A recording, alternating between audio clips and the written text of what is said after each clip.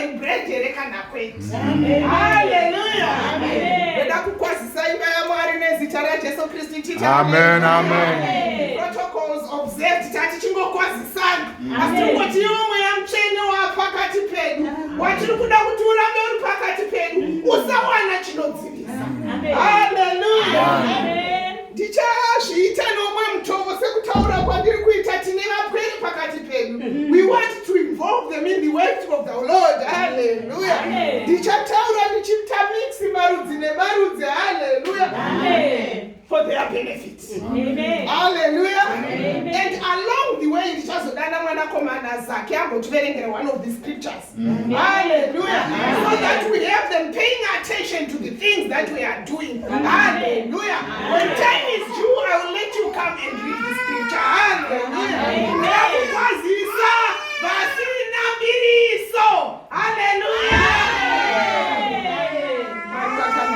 Hallelujah. Amen. Taipiwa tsamba yekubva kuna vakorintefa 1:5 ikati bvisai mbiriso yakare. Ndanzwa vana mai vachitseketudza vachida kuedza kurambedzera kuti mbiriso chiko. Haleluya. Ndikazwa mukati mangu mune kamweya kekusada kutsiurika. Haleluya. Ndikati Facebook ine basa rei, tiri kufamba nenguva. Haleluya. Kureva kuti ndizvo zvinoita mutendi akafanana nenane ndaro. Haleluya. Gore negore acho yakujonasi richingotaurwa sinharo dzakabaka. Haleluya. Mwari datibatsira. Amen. Kana vakapona. Asi ini ndiri kuzwa dzichirimo. Haleluya. Panonzi musanyeya ndiri kutokava negumbu kuti aona here. Mweya wetsvina usingadi kutsiurika. Haleluya. Zvinoda chikoro chataringa ndechinoda kupaswa. Haleluya. Mapasiro ndemberi kwatiri kuenda. Haleluya. Chikonzero ndanzwa pane imwe yaverengo zvanzi itori nyaya yenhange mutange nekuti chingwa ichi chaitodyiwa vachitomanya. Haleluya. Ndikabvunza kuti nemakariro andinoita ndingochidya ndichimanya nditongwisa mubhegi. Haleluya. Chikonzero ndoda kunodyira mberi. Chinoshata usati wachidya. Haleluya. Mufaro wangu kuona vairi pakati pedu. Mwari akuitire zvakanaka. Unopupura kuti tichiri kumhanya naro shoko. Haleluya. Tinyengeterera kuti tisatsauswa. Haleluya. Vana baba vanokudzwa ndinoda kufara kukukwazai zvakasanangurwa. Haleluya. Kuti Mwari abve nemi pano munova vatungamiri vemisha yenyu nesimba rine mweya mutsvene. Haleluya. Zvinezvo kunana mai. Tine vana mai vanotsiurika. Vanodzidzisika. Tinodyara mbeu dzitsva mudzibatsiri. Tingonzwa fresh air. Kabreeze. Kachiuya. Haleluya. Ndichakundira machikirima mundiverengere. Ndichati tauri zvakanyanya. Ndichati nzvengei kune yatanga basa neyataurwa yembiriso nokuti ndanzwa kuti yataurwa kakawanda. Asi ndichaita relate to them here and there nezita raJesu. Haleluya. Ndichachinja ndongoenda kuna Deuteronomy. Haleluya. Iko zvakatangira kuti timbonzwa kuti Mwari vakutiudza. Amen. Endei nayo. Deuteronomy chapter 16, verse 2 up to 7. Msoro weshoko not pass over in festival of unleavened bread. Hallelujah. Pass over and festival. No kutaura kwebhuku rangu. Hallelujah. Takakomborebo. This is the only book with so many virgins. And I like it because you have the opportunity to choose what is right for you. Hallelujah. Ukawapa nengero zoti kill. Kuri watanisisiri. Kana riri duneti tipa upenyu. Hallelujah. Chance festival. Ndoda ngotaura nyaya yemitambo yatinoatenda vana Mai Zendera. Aiwa kukokwa tinokokwa. Seiwo unowe pano takakokwa. Asi takapiwa dress code yepana si hatisi kuibata. Mapabata. Amen. Ndati dress code yepano takapiwa. Vati kuti tiibate. Hatisi kuibata. Hallelujah. Oraitikaiti ini hatisi kuibata. Hallelujah. Pamwe vamwe matokunda. Hallelujah. Kumapati kwatinoenda anonzwa kwaimoya makapfeka hembe yepink nebhutsu dzewhite nebelt reblack. Hallelujah. Dhimoni rekuchena rinotibata. Tinotopinda muzvikwereti. Nekuti ndezvipanyana. Ramwari rinobva rati bvisa mbiriso yakare asi ndinorambirapo zviri zvemahara. Hallelujah. Kureva kuti maramba denga agere pakati penyu. dzenyika iwa tinokunda iye upenyu tiri kufoira. Haleluya. Ndati ndiri kutaura kune vakaita saMai Zendera vari kufoira vari paklasi. Haleluya. Ticha vachinotaura vachidzidzisa vachipa maprotocols asi naro ndiri kufoirira kadhoo anonzi teererai munzwe shoko raMwari. Ndiri kutotsvaga kuti gara nonyatsoimba zvakanaka zvinganditi djurujwe ko Mwari zvari kungotaura kuti ini ndine shoko. Haleluya. Haleluya. Zvanzi china Deuteronomy. Your Passover sacrifice may be from either the flock or a herd. It must be sacrificed to the Lord your God at the designated place of zvanzi inofanirwa kutsaurirwa kuna Mwari Jehovha wako pakagadzirwa zita rake. Haleluya. Ndo zvinotaura rechishoni. Inogotsaurirwa kuna Mwari pakagadzirwa zita rake. Pakagadzirwa ipo pano here paJonasi. Ingadzwa pasiri paJonasi. Nekuti vanoti muviri yenyu vana Mai Zendera itemberi yake saka rakagadzirwa mandiri. Haleluya. Zvinokana rakatsaurirwa ini koma offside handiri kurova ndei. Haleluya. Ngatichibvisai mudhuri. Put yourself in there. Haleluya. Ndiwe wacho wakatotsaurirwa. Haleluya. Ndiri kuti rikunatse iwe ugare zvakarurama. Tajera zvinhu. Amweni vana vakaita namakapona ndiri kuzvirerurira. Hatisandaponi. Zvinongomuka zvakati chatu ndotopopota. Chandiri kupopotera hapana mbiriso yakare. Haleluya. Asi Mwari vari kutaura masikati ano kuti kana wauya kuzodya iPassover idye uri panzvimbo yakasanangurwa. Pamwoyo pako mudikani ngapanatswe nezita raJesu. Haleluya. Yoti kudii? at the designated place of worship. At the designated place of worship. Kwete paspegomo, kwete ku Halifax, pa worship apa. We need this place of worship. Amen. To receive this word. Hallelujah. Amen. The place he chooses for his why the place he chooses to be honored. Hallelujah. Wakasanangura iwe neni kuti tishike pano iwe COVID yakakukura mani. Vamwe vakadonda, vamwe vana kutomuka zvino asi wapiwa mukana. Amen. Ita kuti patemberi panaka. Amen. Hallelujah. Amen. Doing up verse 4.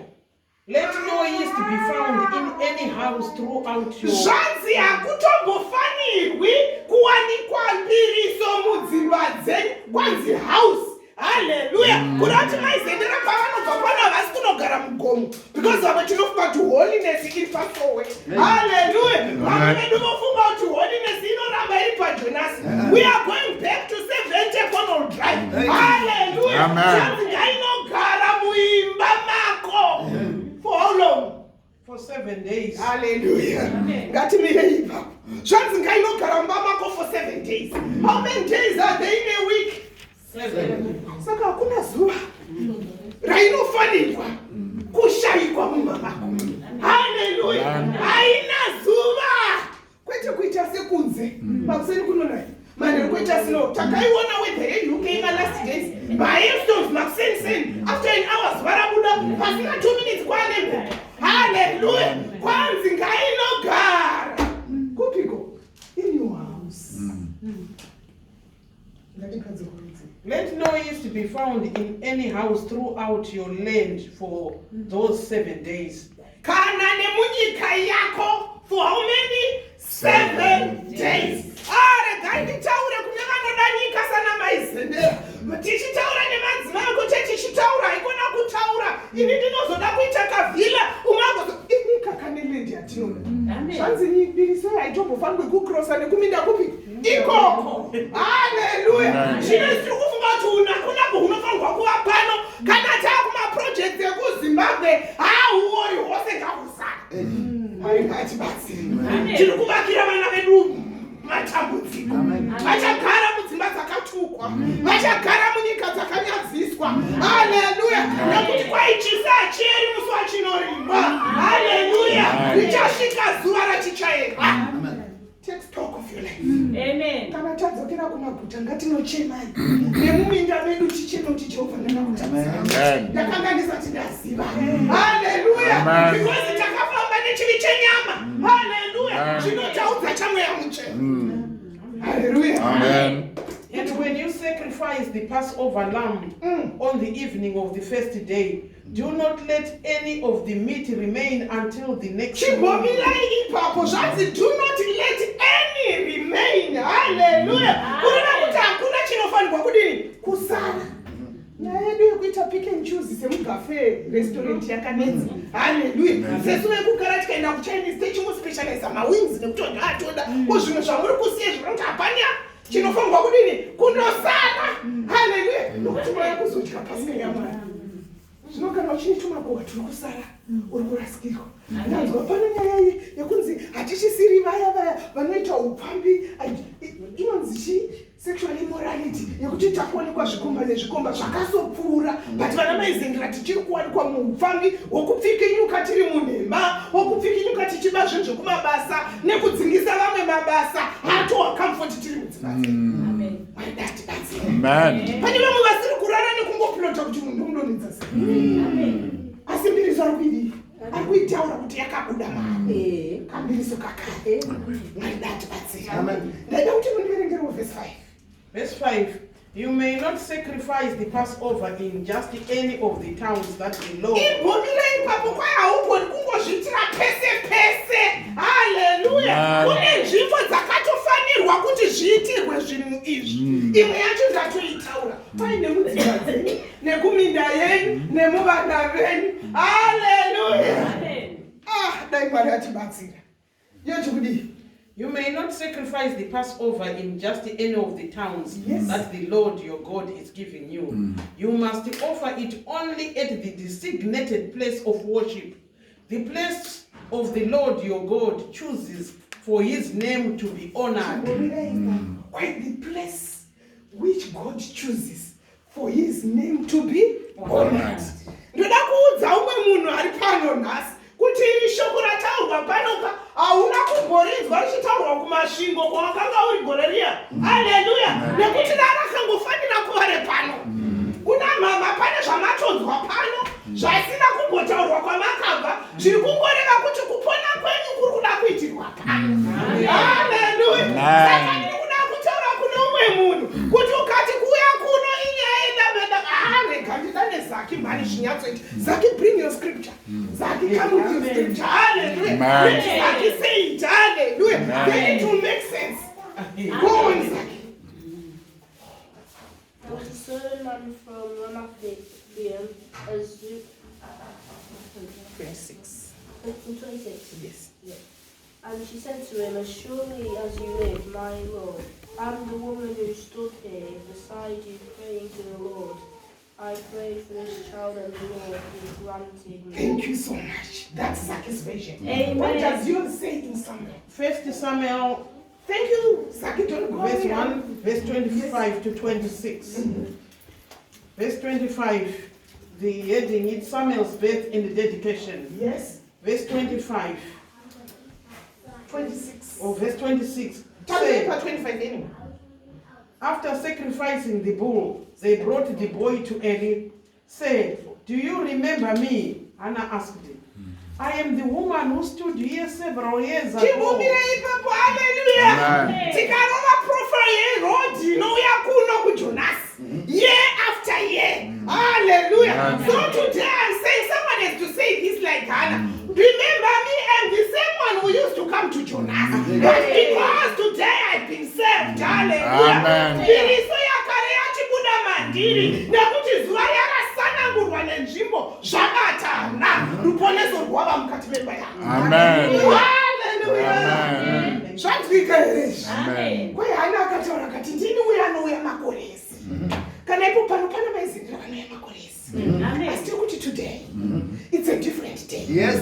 This child will be born. Yes. This sacrifice will be made. Right. Hallelujah. Amen. Hallelujah. Amen. Zaki 24. 24. Yes. After he was weaned, she took the boy with her, the young as he was, along with a 3-year-old bull. Hallelujah. Amen. After he was weaned. Hallelujah. Thank you, Zaki. Arumurwa. Hallelujah. Ndikuda kuti tinorumura dzimwe tsika. Hallelujah. Amen. Tokotauya paimba yaMwari. Hallelujah.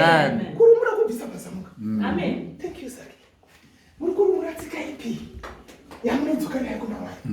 Kuti iyo ndakarumura Mwari. Chindirangaririka. Ndini mukadzi uya. Gore negore tichibhuruvha nekushifti. Tichiuya kuJonas. Takatanga tichaenda kukwindi. Tikabva tikamboenda kuya. Zvino takapana. Gore negore tichingouya. Haleluya. Asi iriso iri kuramba iri kuita. Asi nhasi ndiri kuda kuti Mwari chindinzwa. Amen. Haleluya. Amen. Yoti kudii? Pa7. Pa7, Deuteronomy. Roast the lamb and eat in the place the Lord your God chooses. Yes. Then you may go back to your tents the next morning. You go back to your tents. Masiya madya. Modzokera. Chamunodzokera nacho chi? Be received. Hallelujah. As we leave this place, ngatinde takatakura man. Let me go back equipped.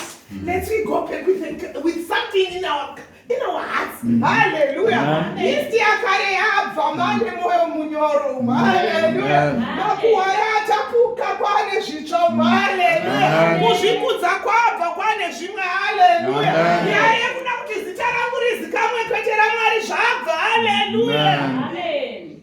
Nekugara paFacebook kwabva. Amen. Sezvataurwa. Hallelujah. Amen. Mwari atibatsire. Ndichakumbira mundiverengerewo Deuteronomy 16:16. Deuteronomy 16, verse 16. Yes, ndobva ndagara zvapo. Passover and festival unleavened bread. Yes. Verse 16. Kwanzudii. Each year, every man in Israel must celebrate these 3 festivals. Zvanzi each year. Kuti vakuti we have been, me and you guys. Hallelujah. Ini nemi tati chiuya gore ne? Gore. Hallelujah. Amen. Asi pane chinhu chatati singaudzani chinoda Mwari kuti tiudzane. Hallelujah. Voti kudii Jehovha? The festival of unleavened bread. Icho chino chiungano ichi. The festival of harvest. Iyo inoungano. The festival of shelters. Tichadziita dzose dziri nacho. Hallelujah. But pane condition pa imwe neimwe yatinoungana. Hallelujah. Regai ndipe muenzaniso. Mukaenda kumusha paChristmas munoita zveChristmas. Hallelujah. Gore noya moenda paNew Year munoita zveNew Year. Hallelujah. Pakanzi pane mwana ari kuroorwa tinoenda ndipo pamusha pedu poto yakapika paNew Year ndoyakabika paChristmas ndoyari kubika nhasi. Hallelujah. Asi pane mhingo iri kupiwa naMwari. Hallelujah. Pari kuti kudii kuJehovha vedu? On each of these occasions, all men must appear before the Lord. Kwai pane imwe nemitambo imwe nomwe ngaite appear before God. Pane vanouya kuzoonekwa naMai Zendera. Une urombo mudikani. Pane anoda kuzoona shamwari yake. Une urombo mudikani. Who should you appear to? To the Lord your God. Hallelujah. Regai tiuye tichionana naMwari pano apa. Hallelujah. Kana taonana naye kwaichi. At the place he chooses. Yes. But must not appear before the Lord without a gift. Zvanzi hamufaniri kuuya musina kana chipo. Hallelujah. Amen. Todzokera kuna vaGaratia. Kwai zvipo zvomweya nerudo kuna vamwe. Hallelujah. Ukauya pano usina chipo uchadzokera usina.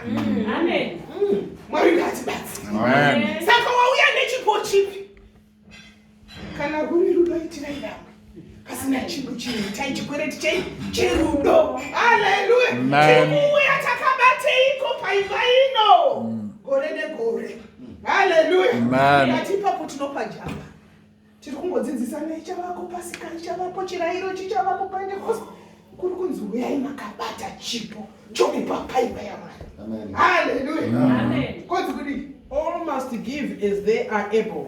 Mupe sekukwanisa kwamunodini? Kwamunoita nekuti anokuzirai kuti hamugoni kutora the full load. Hallelujah. Vanoyananisa itai zvakakwanira kuyananisa. Vanopa rufaro ipaiwo zvinokwanirana nekufara. Hallelujah. Vanoprofita zvokuporesa dzimba dzedu ngazviitwe nemwero. Hallelujah. According to the blessings given to them Kwanzi by Mari the Lord ngeni our God. maropafadzo amakapiwa naMwari. Hallelujah. Amen. Kuti Mwari wedu arerima. Hapana munhu asina chinhu pakati pedu. Amen. Nekuti paripo vamwe vanozvidza kuti ime handiprofiti. Uri kutoprofita ukaipa. Amen. Nekuti pane chipo chawakapiwa naMwari wako. Ndo chiri kunzi uya nacho kuimba yaMwari. Amen. Hallelujah. Amen. Vanhu vaMwari tiri kuti go back to your drawing boards. out. Hallelujah. Amen. Taona rusununguko kunoita kumba kwako. Hallelujah. Kuri kuchengetera tozonopa vana vangu vachagara nzara. Because Mwari asikuda kuti zvisvikwe nevana vako. Zvikufamba kudyiwa muimba yani. Mwari. Hallelujah. Amen. Ndofudziwa nyaya yacho inogwadza. Kuuya nechipo kupa kukereke. Hallelujah. Amen. Kana icho chegumi chinotaurwa pana adonzani mbarakani kuti uyai nechegumi kuimba yaMwari. Tigoenda nacho kunodi. Indine holiday kuSan Francisco. I have to do the holiday first. Saka ndikuti wewe maturaenda kuka. Arugasa because we are not giving.